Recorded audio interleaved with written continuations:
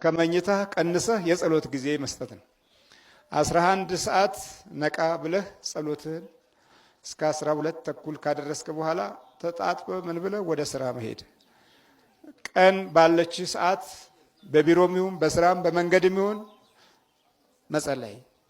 ወቅቱን ሰዓቱን የተከተሉ ችግሮችን ለእግዚአብሔር ማመልከት። 9 ሰዓትም ሲሆን እንደዛው 12 ሰዓት እስከ ምሽቱም ሲሆን ጌታህን እንደዛው ማሰብ። ማታ 3 ሰዓት በርከክ ብለህ በቂ ጊዜ አግኝተሃል። የቴሌቪዥን መስኮት ላይ የምትፋጠጥ መጽሐፍ ላይ ብትፋጠጥ ጥሩ ነው። አበጠ ፈረጠ ይልሃል እሱ ምን በቃ ችግር የለም። ብታይ ያው እከን ነው የምታየው። ያው እከ ነው በቃ ምን አጋሉ። እኔም አንድ ቀን አይቼ ገርሞኝ ሳኩኝ። ወይ ጉድ! እና ማህበራዊ ህይወት ያንኑ ገጽታ በሚመስል መንገድ መንፈሱም ሆነ ሰው ያስተላልፍልሃል። የሆነ ቦታ ላይ መፍዘዣ አለ፣ መደንገዣ አለ፣ ማንቀላፊ አለ እና እንድትተኛ ወይም ከጸሎት ጊዜ እንዲቋረጥ በቂ የሆነ ዝግጅት ያደርጋል። እንክርዳዱ ቶሎ አይዘራማ። አንተ ከነቀህ ቶሎ እንዴ አይበቅልም አብሮ። ጠላት ቅድሚያ አለው፣ ጊዜ አለው፣ ሰዓት አለው። ስለዚህ ጸልየን በክርስቶስ ስጋና ደም ታትመን የመንግስቱ ወራሾች እንድንሆን እግዚአብሔር አምላካችን ያብቃን። ሁላችንም ሁልሽም እያንዳንዳችን የተያዝንበትን እናውቃለን። እኔ ምስክር ነኝ። ክርስቶስ መድኃኔ ዓለም ደጉ ብሩክ አምላክ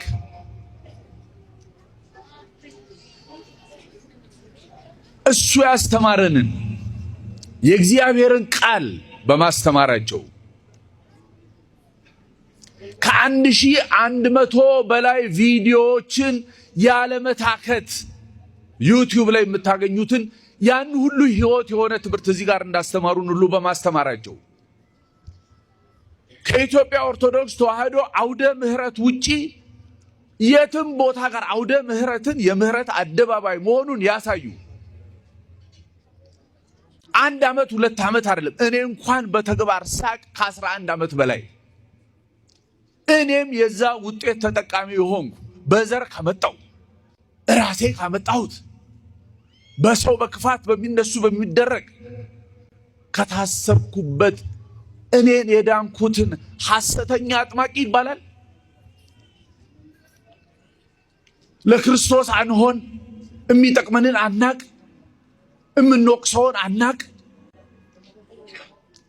እኛ ጅሎች ነን እንዴ? እኛ የሚጠቅመንን አናቅም እንዴ? የቱ አባት ችግራችንን፣ ጭንቀታችንን፣ ማጣታችንን፣ መጎዳታችንን የትኛው ነው አደባባይ አውደ ምህረት ላይ በቀን በቀን እየዳበሰ በቀን በቀን እየዳሰሰ እየፈወሰ እያስተማረ ቃሉ ሕይወት በሆነ ምግብ እንዴ ዝም የምንለው እኮ እግዚአብሔር ለሁሉም ይከፍላል ብለን ነው። ይከፋላል እኮ።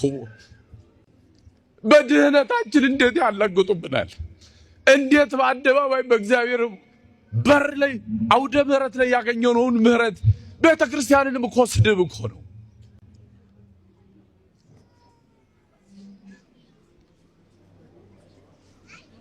እኔ እኮ ማለቅ ሰው እኔም እኮ የዚህ ሰለባ እስረኛ ነበሩ። ቆሜ እንድናገር የፈቀደልኝ እግዚአብሔር ነው። እቺ ቤተክርስቲያን ነች። እኛ አባት ላይ ያደረ ቅዱስ መንፈስ ነው። እግራቸው እኮ ያብጣል። በዚህ እድሜያቸው 30-20 ዓመት በሙሉ ይሄን ሁሉ እኛ የራሳችን ያመጣነው ኮተት፣ ኃጢአት፣ በሽታ፣ ደዌ፣ እስራት እንዴ ያልተሰራ ቤተክርስቲያን አለ እንደ በሳቸው መሃል ያለውን ትልልቅ ቤተክርስቲያን ለሳንቲም ለቀማ ብቻ እየተጠቀሙበት እንዴ? የትኛው ቦታ የትኛው ደብር ላይ ነው በሺ የሚቆጠር እየተፈወሰ እየተዳነ? ክርስቶስ እኮ መድኃኔ ዓለም እኮ ያሳየን እኮ በህይወት ስንኖር እንዴ እኔ አይገባኝም፣ ኃጢአተኛ ቆሻሻ ነኝ፣ አውደ ምህረት ላይ ቆሜ አልናገርም በሚል ነው። ትህትናን ያስተማሩ አባት ስላሉ ስንቱን ገዳም ነው እኔ ማቋብሬ እየሄድኩ የተሰራ በሚሊዮን በሺዎች የሚቆጠር ይሄ ሐሰተኛ አጥማቂ የሚሰራው ነው። ንስሐ ግቡ፣ ስጋው ደግሞ ተቀበሉ፣ ከስራትም ይፈታ። የወገኖቹን የልጆቹን የምእመናን ችግር መከራ የሚቀበል አባት አብሮ የተንቀጠቀጠ እግሩ ግማሽ ቀን ሙሉ የት ነው ያለው እንዴ? እናውቀዋለን እኮ በአደባባይ መቆምን። ሳንቲም አምጡ ነው፣ ጭቅጭቅ ነው በየቦታው። የት ቦታ የት አደባባይ ነው ሰው የራሱ ችግር ስለተፈታለት በወረፋ በግድያ ሳንቲም ገንዘብ የሚሰጥ? የትኛው ደብር የትኛው አገልግሎት ላይ ነው?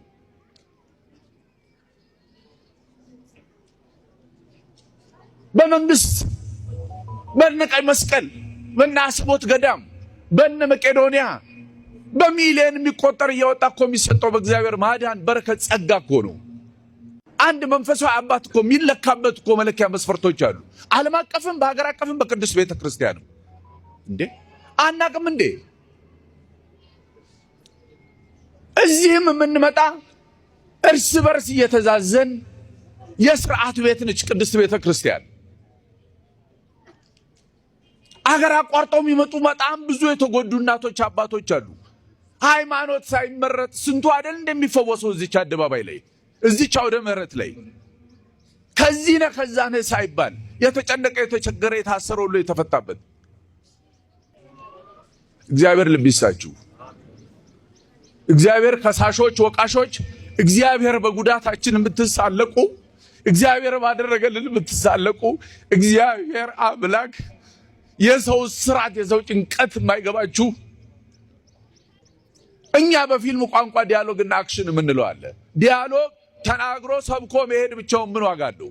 ያን የተናገሩትን ጻድቃን ቅዱሳን የሰሩትን አድርጎ ተግብሮ ማሳየት ይገባል።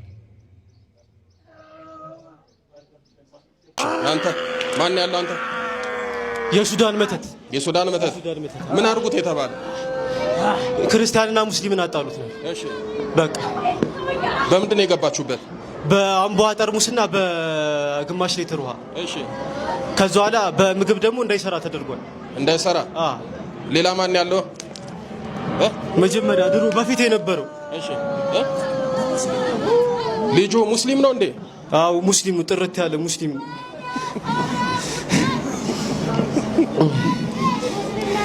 ወዳይ ስቆ ጥርት ያለ ሙስሊም ነው አለ። እስኪ አሻርክ ምንም አይልም። ምንም እስኪ ና ወደ ላይ አውጣው እስኪ ከፍ። ጥርት ያለ ሙስሊም ነው። ስሙ ማን ነው? ሰይድ ነው ስሙ። ሰይድ። ሰይድን ምን አረጋችሁት? እስኪ ሰይድን በቃ በግድ ክርስቲያን እንዲሳደብ እያደረግነው ነው። እሺ አባቱ ደግሞ በገብርኤል ስም አርዷል። እሺ በቃ ያ ነገር ስላለ ነው እንጂ አገር ምን አለ እናበጣበጥ ነው። ልጁን አጋጋለን። እሺ በቃ ይሄ እሱ ደግሞ ይሄ ቁርአን ላይ አትወዳጁ የሚለውን አነበበ። ምን የሚለውን? አትወዳጁ ከሌላ እምነት ጋር አትወዳጁ በቁርአን መንገድ ነው። የሆነ ሰዓት ላይ የሆነ አንቀነው ከበፊትም ሴጣን ነበረበት። አነቅ ነው ምኑን ያነቃችሁ? ሙሉ ሰውነቱን በቃ ትንፋሽ አሳጠር ነው። ትንፋሽ አሳጠር ነውና ሞቼስ ቢሆን ኖሮ ምንም ሳልሰራ ምንም ሞቼ በወስ ኖር ብሎ ነው በዛ ነው የሰለመው። ዛሬ ሰይድ ወደዚህ እንዴት ሊመጣ ቻለ? አባቱን ያመጣው አለ። አባትየው አለ። የራሱ የሰይድ አባት እዚህ አለ። አባትየው ሙስሊም ነው። አባቱ ሙስሊም። እስኪ የሰይድ አባት የሱ አባት ማን ነው? የልጁ አባት ደሊል ነው ስሙ። ደሊል ና እስኪ ደሊል። እንግዲህ እንዳናሳልም ሙስሊም ነህ ና ሰላም በለኛ። አይዞኝ አታልቅስ፣ ጠላት ያልቅስ። አይዞኝ ደሊል ሙስሊም ነህ። ልጅ ነው። ምንድን ነው ልጅ የሆነው? በቃ 7 ወሩ ማን እንዳደረግ ቢያለቅ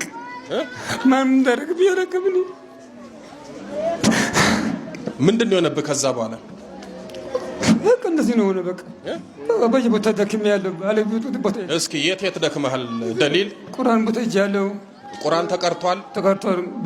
ገብርኤል እጅ ያለው ጸበል፣ ሌላ ሰራምባም ይዝም እጅ ያለው በየቦታ የቀረኝ ቦታ የለኝም። ይኸው ልጅን እንደዚህ ያደረገው ሰይድን መተት ነው። አብልቶ አጠጥቶት ነው እንደዚህ አፍዘው ቁጭ ያደረጉልን። ተማሪ ነው። ምንድን ነው የሚማረው? ኤሌክትሪክ ዝርጋታ። እሺ እና አንዳንዴ ደግሞ ዲኮር ምናምን ይሰራል ከልጆች ጋር። አሁን አንተ ሙስሊም ነህ፣ እዚህ መጥተህ ልጅ ተፈውሶ ይሄዳል። እግዚአብሔር ከፈቀደልህ ክርስትናውን መቀበል ትችላለህ። አይ ካልክ ደግሞ እግዚአብሔር መሐሪ ነው፣ ሁሉንም የፈጠረ እሱ ነው። ፈውሱን ይዞ መሄድ ይቻላል። ወደዚህ የመጣችሁትም ለዚህ ነው። ቤተ ክርስቲያን ሙስሊም ክርስቲያን አትልም። ማንም ሰው ታሞ ቢመጣ አገልግሎቱን ትሰጣለች። እንደውም ከኛ በተሻለ አህዛብ ወይም ደግሞ ሙስሊሞች እየተፈወሱ ይሄዳሉ። እዛው ደግሞ ክርስትና የሚነሱም አሉ። ከዚህ በፊት ስናገር ሰምታችኋል አይደል? የኔ ባለቤት ራሱ ሙስሊም ነበረች። ታማ አጥምቂያት አስጠምቂያት እመቤታችን ምራልኝ ክርስትና አስነስቻት ነው የተጋባ ነው። ትላንት ሙስሊም የነበረችው አሁን ክርስትና ተነስታ ተጋብተን 3 ወልደን በሷ ላይ ነው ቅስና የተቀበልኩት። እግዚአብሔር ቤት በኩል እንደሚጠራ አናውቅም። አሁን እኔ ዛሬ እናንተን የማገለግልበት ክህነት የተቀበልኩት ትላንት ሙስሊም በነበረችው በባለቤቴ በኩል ነው።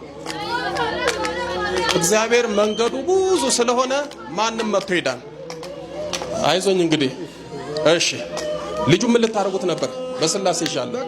በቃ አስገደለው። በቃ እኮ ጨርሰናል። ልታስገድሉት? ጨርሰናል እኮ ጨርሰናል። ሌላ ምን አረጋችሁት? እስኪ ልጁን ዘሩ በቃ ዘሩን ጨፈጨፍን። እሺ ከ15 ዓመት ጀምሮ ሴጣን በሴጣን ነው መጀመሪያ የተላከበት። እሺ ተንበርከኩላችሁ።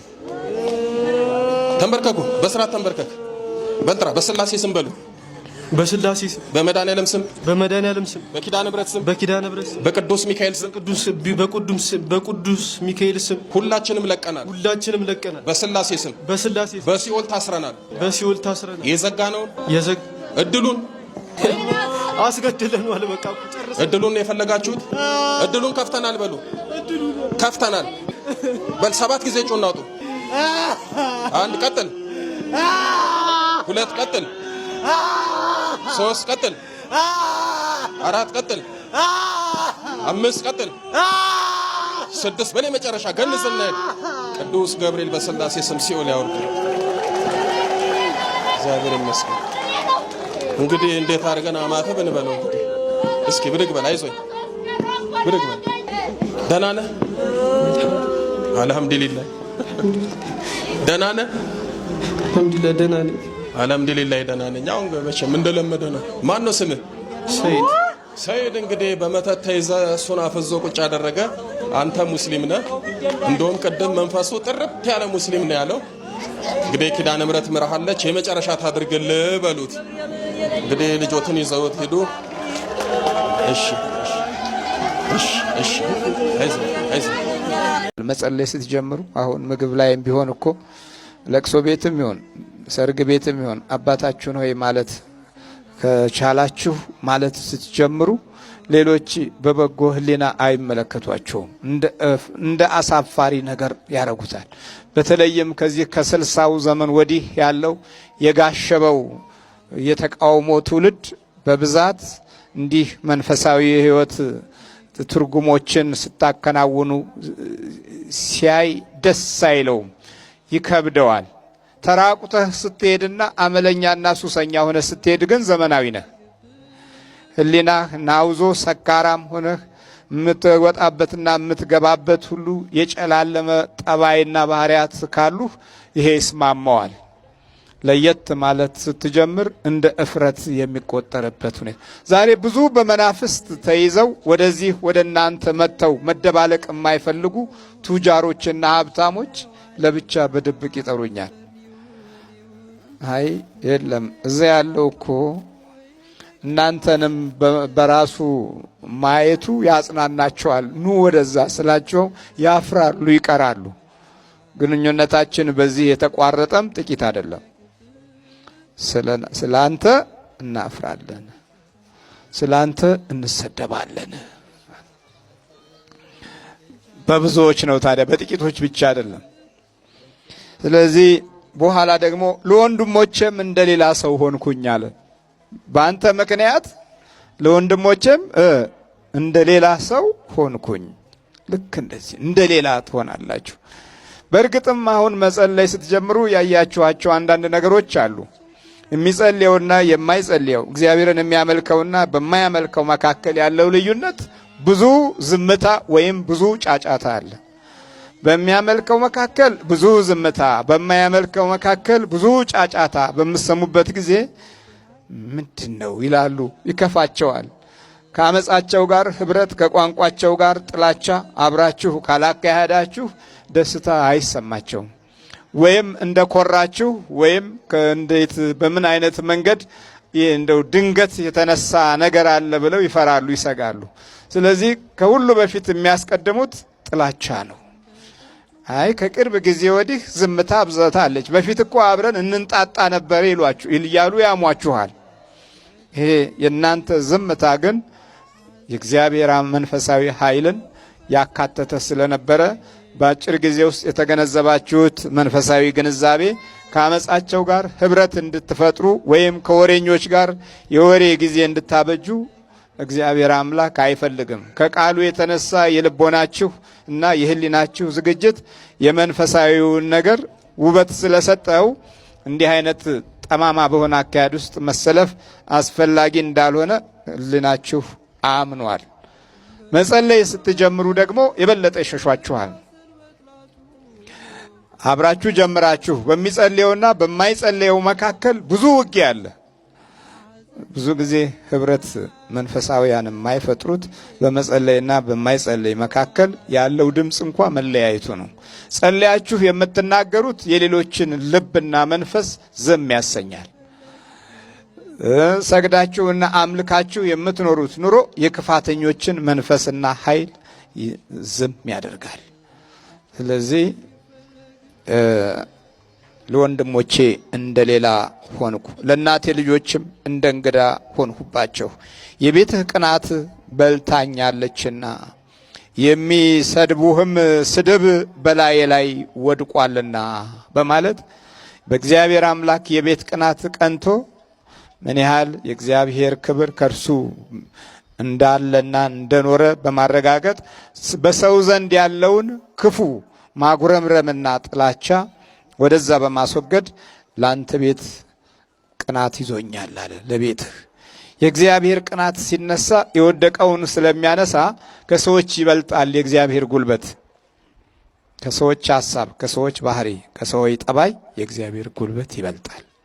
በወደቀው በኩል የሚደርስ እግዚአብሔር ብቻ ነው። አዳም ወዴት ነህ ያልከኝ፣ በፍቅር ድምፅ ፈለከኝ። አልብሰኝ ነጩን ልብስ፣ እወድሃለሁ ኢየሱስ፣ አከብረሃለሁ ክርስቶስ።